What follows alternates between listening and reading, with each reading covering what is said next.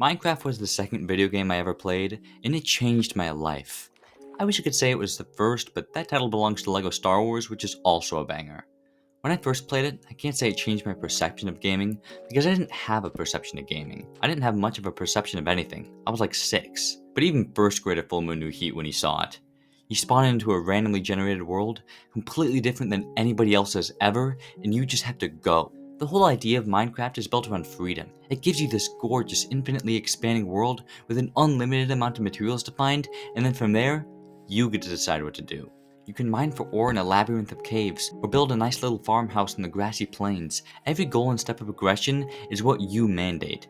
You could spend a whole play session just building some goofy contraption or a cool structure. It doesn't have to actually go towards beating the game. Honestly, it wasn't until this year that I first beat Minecraft. I had spent hundreds of hours before that doing pretty much anything else, but it wasn't a waste of time because I had fun doing it, especially in creative mode. For the first few years of playing Minecraft, I probably played survival like twice. I thought creative was the main mode, and I would spend hours building and doing whatever I wanted. Sometimes I would spawn a bunch of villagers just to kill for fun, but most of the time I would just build stuff. The library of blocks gives you is so big, the only limit to what you can do is truly your imagination.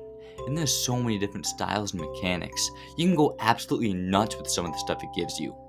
I did not go nuts. I built things like an all-marble mansion because I thought it looked fancy, and the world's worst parkour challenge. Because of the amount of freedom, there's so much room for improvement when it comes to your design and engineering skills.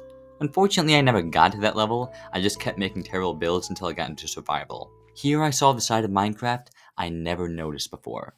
There's so much aura hidden behind Minecraft's blocky texture. It's utter peace trekking across the open wilderness, coming across different mobs and biomes, seeing what this beautiful land has to offer. Everything about the experience is so relaxing, and it has such a good progression system. Excuse me for the wild comparison, but LEGO Fortnite. They obviously took inspiration from Minecraft in its creation, but they didn't account for the most important part about it. There's such a strict linear progression path that you need to take, and it's a pain in the ass. You need to get certain materials to farm the next bit of materials to make a specific 2-minute potion and be able to go to this area to mine for more materials. It locks you out of building so many things in so many areas that everything starts becoming a checklist and you forget why you're even doing any of it. In Minecraft, once you have the wooden pickaxe, you're pretty much free to do whatever you want. All of the important crafting tables can be built with stone or lower, and you can explore wherever you want regardless of what you have. There's only a couple things that you need to do to be able to beat the game. There's typically more than one way to do them if you're creative. And again, you don't even need to do them to have fun. In this vast but seemingly shallow world, there's so many secrets. There's underwater temples and pillager mansions and abandoned mineshafts and entire other realms. You could dedicate your life to simply exploring one world in Minecraft and you still wouldn't find everything it has to offer. It rewards you for your curiosity with these special moments of discovery, and while you do it, the music leads you forward. The music in Minecraft is one of the best tracks in gaming because it works so well with the world and gameplay to make you feel so alone. And that's really the essence of the feeling you get while playing Minecraft. You feel alone. You're the only sentient being in this ever-expanding universe, and it leans into that hard to create the atmosphere of Minecraft. Every clue of past life has been abandoned, infested with monsters, and overgrown by nature. Every monument crumbled and broken, even the villages are lonely.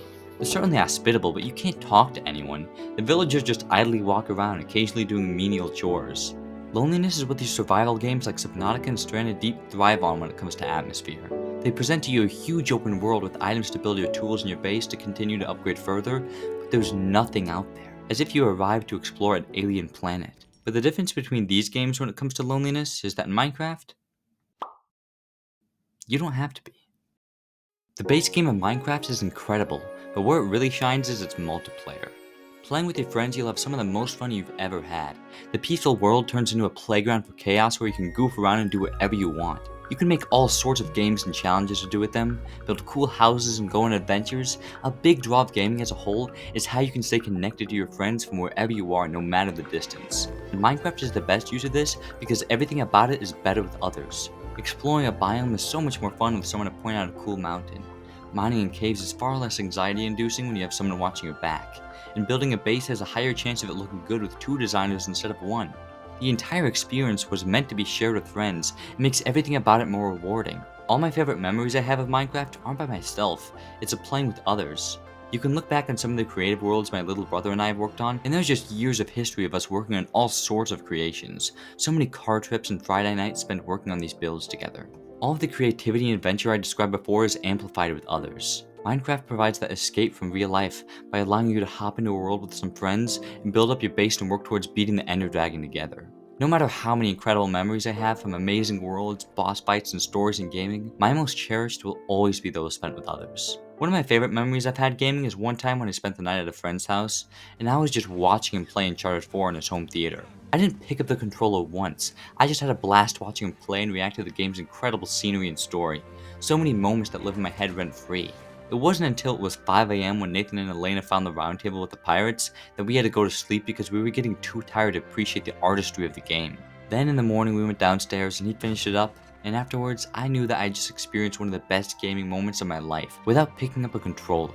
Of course, the whole thing was enhanced immensely by playing the game in a theater with the highest quality of picture and sound imaginable, but I'm sure it would have been just as good anyways.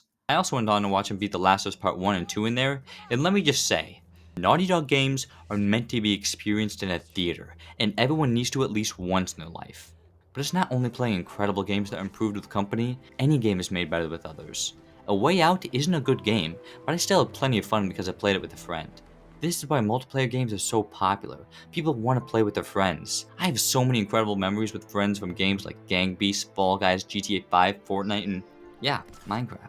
Minecraft doesn't only have you connect with friends in game, it can also help you make friends outside of it because everyone has played this game. Literally everyone ever. There's a difference between games for kids and games for everyone. This is a game for everyone. First time I ever heard about Minecraft was at school. I remember sitting around the lunch table and kids were talking about the different things they did or how they thought they saw Herobrine last night. Maybe somebody saw a YouTuber do something cool and I was telling everyone else. Kids would share different seeds they found. I remember a big one I used to always use was Mimi. It would spawn you on top of a house in a village, and under the well there was a stronghold. I don't know if it still works anymore. Minecraft was so popular, my school was integrating it into the fucking curriculum. We had a project in a Greek mythology unit where we had to make a house that was like a house back in ancient Greece, and then we would get graded on how accurate it was. You couldn't have anything like ender chests or enchantment tables because they don't exist, but I hid some behind a secret wall, and they never found out. Even though it didn't matter, because it was creative and I didn't and still don't know how to use them. One teacher also made a one-to-one replica of the school that everyone during a free period could play, except me because I got in trouble, so I had to watch everyone have fun through a big window in the computer lab. By the way, this all took place in China where they will publicly execute you for playing more than an hour of Fortnite a week, so that just goes to show how far of a reach Minecraft has. To experience Minecraft, you don't even have to play it. It can be watching a YouTuber play it or talking to your friends about it. A lot of the magic of gaming comes from the community, whether it's making different game modes or sharing information. I mean, think about it. You would have never known to make Eyes of Ender, throw them up, and follow them underground to a stronghold to fight the Ender Dragon. The game doesn't tell you that. It doesn't even tell you how to make a nether portal. Who would have ever thought to try out making a door shape with every block in the game and put fire in the middle until one of them opened up a portal? These things that seem normal to us now are things we heard from friends or online, and we probably even forgot when it happened. A lot of you watching this right now probably just remembered that you weren't born into this world with that information preloaded into your brains. You wouldn't have been able to get anywhere without the community. Think of what this world would be without Minecon. I'm not gonna ask you to sing me happy birthday, but everyone spam cap in the chat, and let's get a nice loud Kappa. No, you guys. So, Nope. let's try again. They weren't even excited for us. Kappa. This is cringy. I'm sorry. Cringe compilation. Hi. A world without Minecon isn't a world worth living in. A lot of people who play games fail to realize that the most fun doesn't come from playing the game, but it's also interacting with the people who do. At a convention center. Dressed like a chicken. Hello.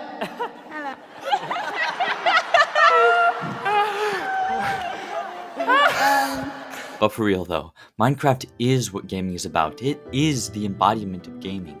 It takes every aspect we love about it and melds it into this beautiful blocky masterpiece. You have the incredible atmosphere and world building. Each time you start a new file, it's the start of a completely new experience.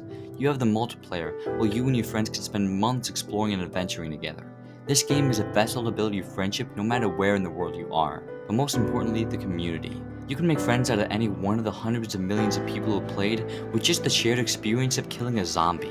All of this is what gaming is. It's building your first house, it's talking about a trick you learned at the lunch table, it's killing the Ender Dragon with your closest friends. That is the embodiment of gaming.